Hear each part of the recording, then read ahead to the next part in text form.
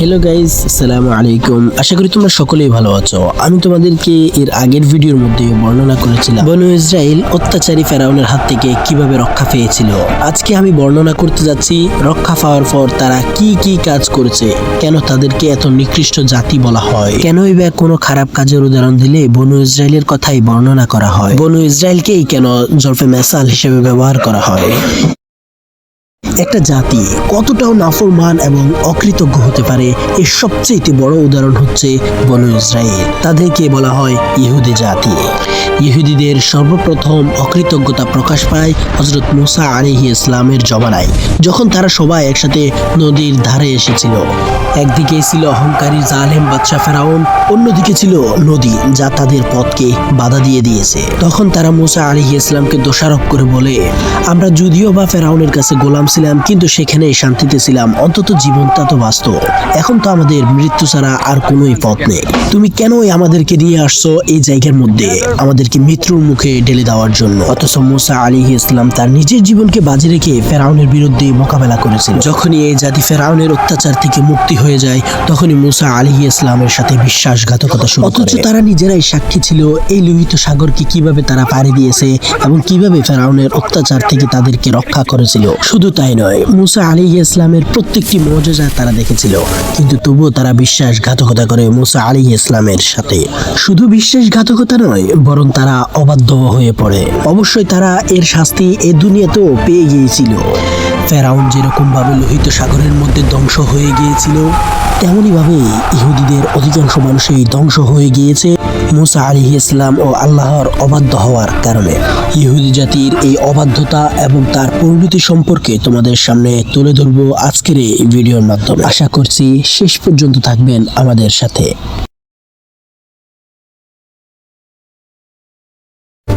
শত শত বছর ধরে ফেরাউনের অত্যাচারে যখন তাদের করুণ অবস্থা, তখন তারা আল্লাহর কাছে প্রার্থনা করত তাদের মাঝে যেন একজন নবী প্রেরণ করা হয়, যিনি তাদেরকে এই ফেরাউনের অত্যাচার থেকে রক্ষা করবে।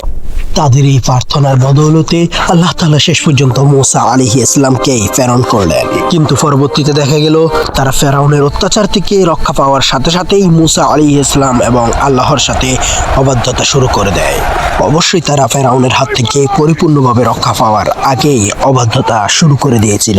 যখন তারা হযরত মুসা আলাইহিস সালামের সঙ্গে অত্যাচারী ফেরাউনের হাত থেকে পালিয়ে এসে এই লোহিত সাগরের সামনে এসে দাঁড়ালো, তখন তাদের পিছনে ছিল ফেরাউন।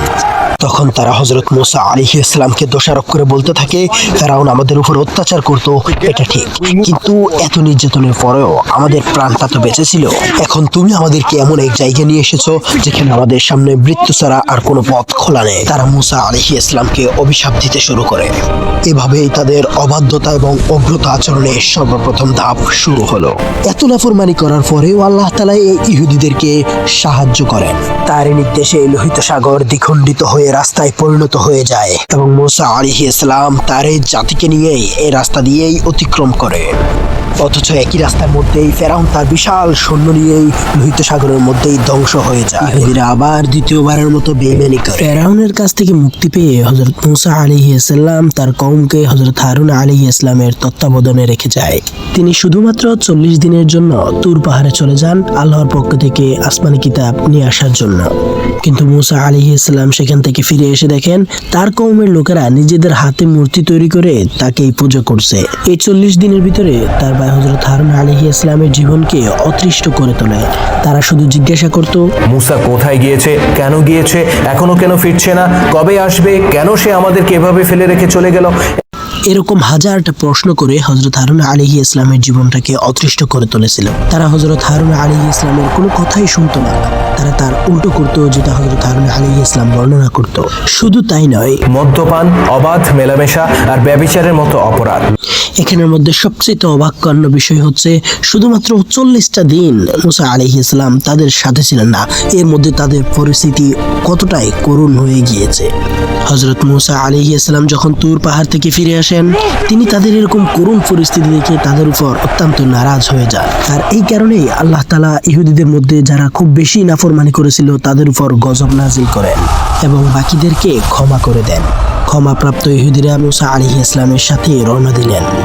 কিন্তু তাদের রক্ত থেকে মুছে যায়নি এই নাফরমানি, আর সেটা বুঝে যায় তার কিছুদিন পরে। সূরা বাকারার মধ্যে বর্ণিত রয়েছে, তারা ঝগড়া করে এক পর্যায়ে দুই ভাগে ভাগ হয়ে যায়। এক যুবক তার চাচাতো বোনের পিছনে পড়ে, আর তার চাচা কখনোই রাজি ছিল না তার সাথে তার মেয়েকে বিবাহ দেওয়ার জন্য, কারণ তার ভাতিজা সমস্ত গুনাহের কাজে লিপ্ত ছিল। এই বিষয়টা বড় হতে হতে এমন পর্যায়ে এসে পৌঁছে এখন সে পরিপূর্ণভাবে বুঝে গিয়েছে তার চাচাকে রাজি করানো তার পক্ষে একেবারেই সম্ভব নয়। এক পর্যায়ে এসে সে তার চাচাকেই হত্যা করে দিল। অতঃপর সে চিন্তায় পড়ে গেল তার চাচার এই লাশটাকে সে কি করবে। আর এই গ্রামের মধ্যে আগ থেকেই তো গন্ডগোল রয়েছে, তারা দুই ভাগে বিভক্ত হয়ে রয়েছে। আর এই সুযোগটাকে ব্যবহার করে সে তার চাচার লাশটাকে এক গ্রাম থেকে অন্য গ্রামে রেখে আসে, যাতে করে তার উপরে দোষারোপ না পড়ে। তারপর দিনই সকালবেলা সে হই হুল্লোড় শুরু করে, তার চাচাকে খুঁজে পাওয়া যাচ্ছে না এই কথা বলতে থাকে আর কান্না করতে থাকে। এরকম করতে করতে সেই গ্রামের মানুষগুলোকে জড়ো করে ফেলে। সে নিজেই আরো 2-3 জন লোককে নিয়ে ওই জায়গার মধ্যেই তল্লাশি করতে যায়। তার চাচাকে মৃত অবস্থায় দেখে সে অ্যাক্টিং করা শুরু করে। সে জোরে জোরে কান্না করে আর বলতে থাকে, আমার চাচাকে এরাই হত্যা করেছে, আমি এ বিচার চাই। এই বিষয়টাকে ইস্যু করে তারা বিচারও বসেছিল, কিন্তু তারা কোনো সিদ্ধান্তই পৌঁছতে পারেনি। তারা যখন এই বিষয়ের কোনো সিদ্ধান্ত প্রকাশ করতে পারেনি, তখন তাদের মধ্যে থেকে অনেকেই সিদ্ধান্ত দিল এই বিষয়টা হযরত মুসা আলাইহিস সালামকে জানানো যাক। এমন সময় একমাত্র তিনি রয়েছে যিনি আমাদেরকে বলে দিতে পারে আসল খনিককে। মুসা আলাইহিস সালাম বলল, আমি আমার রবকে জিজ্ঞাসা করেই তোমাদেরকে জানিয়ে দেব। মুসা আলাইহিস সালাম আল্লাহর সাথে পরামর্শ করার পর আল্লাহ তাআলা মুসা আলাইহিস সালামকে বলল, ওদেরকে একটি গাভী জবাই করতে বলো, এবং ওই গাভীর রানের অংশ দিয়ে যদি এই মানুষটাকে আঘাত করা হয়, এই লাশটাকে আঘাত করা হয়, তাহলে সে নিজেই বলবে তাকে কে হত্যা করেছিল। তারা এই কথা শুনে নানা ধরনের প্রশ্ন করতে শুরু করে, কারণ তারা চাইছিল না একটা গরু জবাই করতে। যদি কোনো কিছুর উদাহরণ দেওয়া হয় তাহলে তাদেরকে দিয়ে দেওয়া হয়। তারা এতটাই কৃপণ ছিল। তারা গরু জবাই না দেওয়ার জন্য ইব্রাহিম আলাইহিস সালামকে নানা ধরনের প্রশ্ন করতে শুরু করে। গরুর রং কি হবে, তার স্বাস্থ্য কেমন হবে, এটা কেমন হবে, ওটা কেমন হবে, এরকম হাজারটা প্রশ্ন তুলতে থাকে। শেষ পর্যন্ত তাদের অনিচ্ছা সত্ত্বেও তারা একটি গরু কোরবানি করে। যে আল্লাহ তাদের গোটা ইহুদি জাতিকে শত শত বছরে আসক্তের জীবন থেকে ফেরাউনের কাছ থেকে উদ্ধার করে নিয়ে এসেছেন, সে আল্লাহর জন্য তারা একটি মাত্র গরু জবাই করতে পারেনি। অবশ্যই শেষ পর্যন্ত তাদের অনিচ্ছাকৃতভাবে এই গরুটি জবাই দিতেই হয়েছিল। ইহুদিদেরকে মুসা আলাইহিস সালাম ফেরাউনের কবল থেকে বের করে মিশর থেকে বের হয়েছিলেন, কিন্তু তিনি কোথায় যাবে এই ব্যাপারটা তখনও পর্যন্ত নিশ্চিত ছিল না। বনু ইসরায়েল নিয়ে মুসা আলাইহিস সালাম কিছুদিন উদ্দেশ্যহীনভাবে ঘুরে বেড়ান। এক সময় এসে ইসরায়েলেরা ক্ষিপ্ত হয়ে ওঠে আর মুসা আলাইহিস সালামকে দোষারোপ করতে শুরু করে। এরকম ভূমিহীন অবস্থায় আমরা আর কতদিন থাকবো? এর চাইতে মিশরেই তো ভালো ছিলাম। গোলাম ছিলাম তা ঠিক, কিন্তু পেটে তো অন্তত দুমুঠো খাবার পড়তো, রাতে ঘুমানোর জন্য অন্তত একটু আশ্রয় পেতাম। তুমি আর তোমার আল্লাহ তো আমাদেরকে সেটাও দিতে পারছো না। তাদের এরকম আচরণের কারণে আল্লাহ তাআলা তাদেরকে আদেশ করলেন, তোমরা ফিলিস্তিনে প্রবেশ করো। ইহুদিরা তখন মুসা আলাইহিস সালামকে বলল, সেখানে তো অনেক শক্তিশালী গোত্র বসবাস করে। তখন আল্লাহর পক্ষ থেকে নির্দেশ এলো, তোমরা তাদের সাথে যুদ্ধ করো, তারা যতই শক্তিশালী হোক না কেন, আমি তোমাদেরকে বিজয় লাভ করাবো। অকৃতজ্ঞ ইহুদিরা তখন বলে, হে মুসা, তুমি এবং তোমার আল্লাহ গিয়ে সেখানে যুদ্ধ করো, আমরা এখানেই বসে থাকবো। আগে তোমরা যুদ্ধ করে শহর খালি করো, তারপর আমরা সেখানে আবাদ করব। বনি ইসরায়েলের এরকম নাফরমানি হওয়ার কারণে, এরকম উদ্ধ আচরণের কারণে আল্লাহ তাআলা তাদের উপর 40 বছরের আযাব নাজিল করলেন। আল্লাহ তাআলা তাদেরকে জানিয়ে দেন, আগামী 40 বছর পর্যন্ত তোমরা পৃথিবীর কোনো প্রান্তেই জায়গা পাবে না এই জায়গাটা ছাড়া। এরকম কঠিন পরিস্থিতিতে মুসা আলাইহিস সালামের সঙ্গে ছিল শুধুমাত্র হারুন আলাইহিস সালাম, অর্থাৎ তার পরিবার, এবং ইউশা ও কাবুত নামক 2 ঈমানদার ব্যক্তি। বাকি গোটা ইহুদি জাতিটাই মুসা আলাইহিস সালামকে ত্যাগ করে। তারা পুনরায় মিশরের দিকে যাত্রা শুরু করে, যে মিশর থেকে তারা অল্প কিছুদিন আগেই পালিয়ে এসেছিল। কিন্তু আল্লাহ তাআলার পরিকল্পনা ছিল ভিন্ন। তিনি আগেই বলে দিয়েছিলেন এই ইহুদি জাতির কোনো জায়গায় স্থির হয়ে থাকতে পারবে না। আর তার প্রমাণ তারপর দিন থেকে শুরু হয়ে গেল। তারা মিশরের উদ্দেশ্যে যাত্রা করে দিনভর চলার পর ক্লান্ত হয়ে রাত্রে ঘুমিয়ে পড়ত। ঘুম থেকে উঠে দেখতো তার আগের দিন যেখান থেকে যাত্রা শুরু করেছিল এখনো সেই জায়গায় পড়ে রয়েছে। এভাবেই বহুদিন বহু রাত কেটে যাওয়ার পরও তারা 30 প্রান্ত এটা অতিক্রম করতে পারেনি।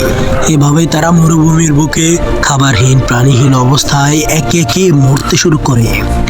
কিছুদিন পর হযরত মুসা আলাইহিস সালাম নিজ সম্প্রদায়ের খবর নিতে এসে দেখেন তাদের এই দুরবস্থা। মুসা আলাইহিস ইসলামের আর সহ্য হয়নি তাদের এই কষ্ট। তিনি আল্লাহ তাআলার কাছে প্রার্থনা করেন। আল্লাহ তাআলার সঙ্গে সঙ্গে পরিষ্কার করে বলে দেন, হে মুসা, ভবিষ্যতে তোমার এই সম্প্রদায়ের জন্য আমার কাছে কোনো সুপারিশ করবে না। ফলে সে বিরান ময়দানে ক্ষুধায় তৃষ্ণায় পতিত হয়ে মৃত্যুবরণ করেন এই ইহুদি জাতি। নিজ সম্প্রদায়ের উপর আল্লাহ পাকের এমন গজব দেখে তিনি সহ্য করতে পারলেন না আর। তাদের ক্ষমার জন্য আবারও করুণভাবে প্রার্থনা করতে থাকেন। কিন্তু আল্লাহ তাআলার সিদ্ধান্ত ছিল 40 বছর যাবৎ ইহুদিরা এই জায়গার মধ্যেই অবস্থান করবে।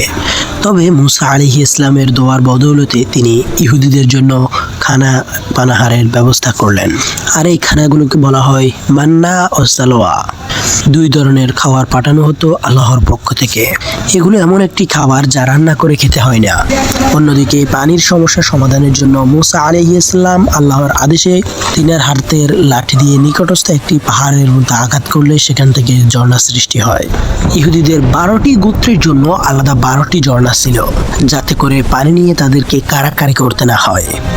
তারা কিন্তু বারবার আল্লাহর নাফরমানি করা সত্ত্বেও আল্লাহ তাআলা তার নবীর দোয়ার বদৌলতে তাদের জন্য খাবার ও পানির ব্যবস্থা করলেন। কিন্তু নাফরমান হলে যা হয় আর কি। তারা একদিন মুসা আলাইহিস ইসলামকে বলে বসে, হে মুসা, প্রতিদিন একই খাবার খেতে খেতে আমরা বিরক্ত বোধ করছি।